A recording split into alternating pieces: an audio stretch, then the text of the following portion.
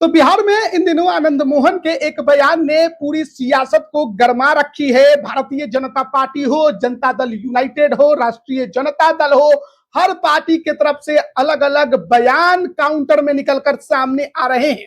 लेकिन देखिए, आनंद मोहन के अलावे भी तो बिहार की सियासत में कई ऐसे चेहरे हैं जिनकी खूब चर्चा हो रही है। निशांत कुमार की बात क्यों नहीं कीजिएगा। निशांत कुमार नीतीश कुमार के बेटे, और बिहार की सियासत में एक और परिवारवाद की उपज उपेंद्र कुशवाहा के बेटे दीपक प्रकाश की।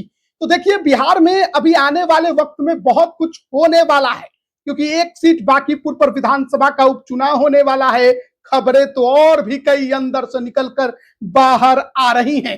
तो हम आपको बता दें कि बिहार में नवनियुक्त मुख्यमंत्री सम्राट चौधरी के द्वारा अपने कैबिनेट का विस्तार बीते 7 मई को बड़े धूमधाम के साथ पटना के गांधी मैदान में प्रधानमंत्री और गृह मंत्री की मौजूदगी में किया गया।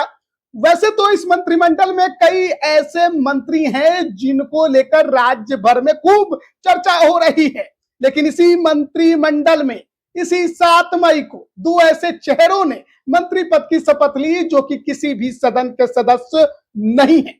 उसमें एक उपेंद्र कुशवाहा के बेटे दीपक प्रकाश, जिन्होंने इसके पहले नीतीश कुमार के कैबिनेट में भी बिना किसी सदन के सदस्य बने मंत्री पद की शपथ ली थी, और अब सम्राट के कैबिनेट में भी बिना किसी सदन के सदस्य बने शपथ ले ली है, या कहिए मंत्री बन गए हैं।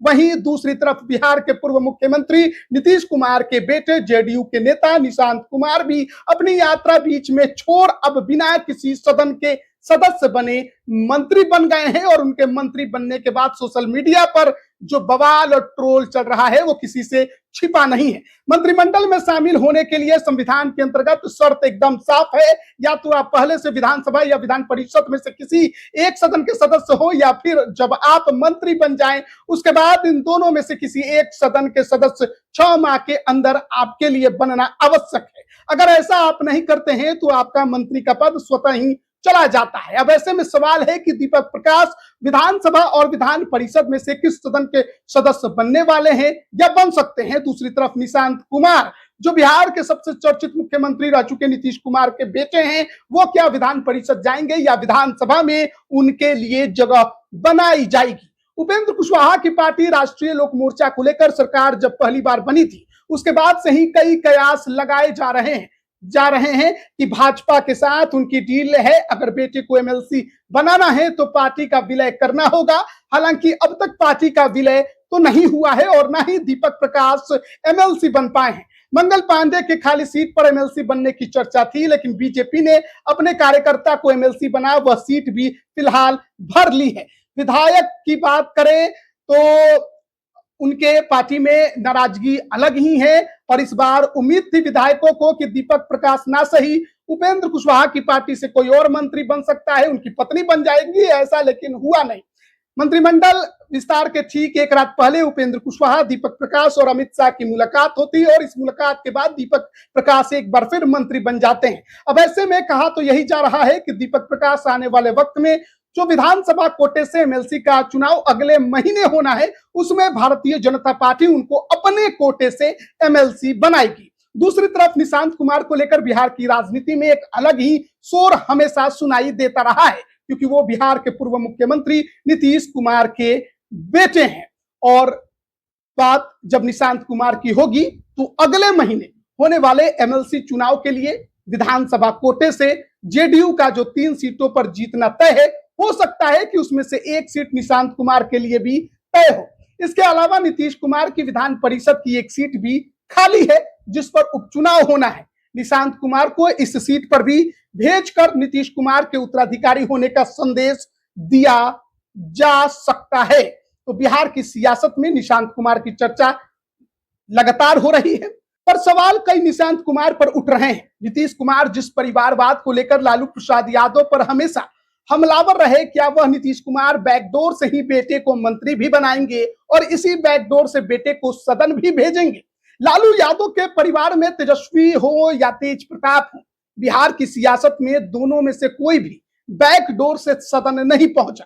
दोनों बेटे बाकायदा चुनावी मैदान में उतरे और चुनाव जीत कर ही सदन पहुंचे। मीसा भारती भी चुनाव जरूर लड़ी, हालांकि हारने के बाद वो राज्यसभा गई और फिर रोहिणी आचार्य भी पहले चुनावी मैदान में ही उतरी और फिर वो जो भी उनको लेकर पार्टी के अंदर और परिवार के अंदर चला हुआ। ऐसे में निशांत कुमार पर हर किसी की नजरें टिकी हुई हैं कि क्या निशांत कुमार एमएलसी बनेंगे या फिर विधायक बनेंगे।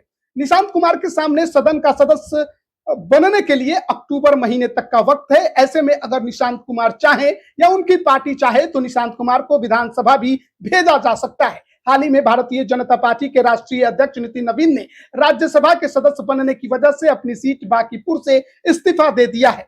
यहां पर चुनाव की तैयारी भी शुरू हो चुकी है। नीतीश कुमार अगर कोशिश करे और खुलकर भाजपा के सामने अपना यह पक्ष रख दे कि वो अपने बेटे को यहां से चुनाव लड़ाना चाहते हैं तो भाजपा उनके इस प्रस्ताव को ठुकराएगी, इसकी उम्मीद बहुत कम है। और इस तरह बांकीपुर जो कि एनडीए का सबसे सेफ सीट है, उस सीट से भी निशांत कुमार चुनाव जीतकर सदन पहुंच सकते हैं और एक अलग संदेश देने की कोशिश कर सकते हैं। इसके अलावे भी निशांत कुमार चाहे तो जेडीयू की जो कुछ सेफ सीटें हैं जहां पार्टी को बड़ी आसानी से जीत मिल जाती है, वहां किसी एक सीट पर विधायक से इस्तीफा दिलाकर चुनावी मैदान में उतर सकते हैं। अगर उन कुछ सीटों की बातें करें तो उसमें सबसे पहली सीट हरनौत की सीट है, जहां पर 2 बार खुद मुख्यमंत्री नीतीश कुमार विधायक रहे। हालांकि शुरुआती 2 चुनाव 1977 और 80 का उनको दोनों ही चुनाव में लगातार हार का सामना करना पड़ा, लेकिन 1985 और 1995 में इस सीट पर उन्होंने चुनाव जीता और विधायक बनकर सदन पहुंचे थे। इसके अलावा अस्थावा और इस्लामपुर की सीट भी जेडीयू के मुफीद है, पर सवाल यही है कि क्या जेडीयू के शीर्ष नेताओं और निशांत कुमार में इतनी हिम्मत है कि वो प्रत्यक्ष तौर पर चुनावी मैदान में उतरकर चुनाव जीतकर सदन में पहुंचने की दम दिखा पाएंगे। वैसे भी निशांत कुमार के स्वास्थ्य मंत्री बनने के बाद से ही निशांत कुमार सोशल मीडिया पर लगातार ट्रोल हो रहे हैं और इस बात को खुद पूर्व सांसद आनंद मोहन ने भी उठाया है।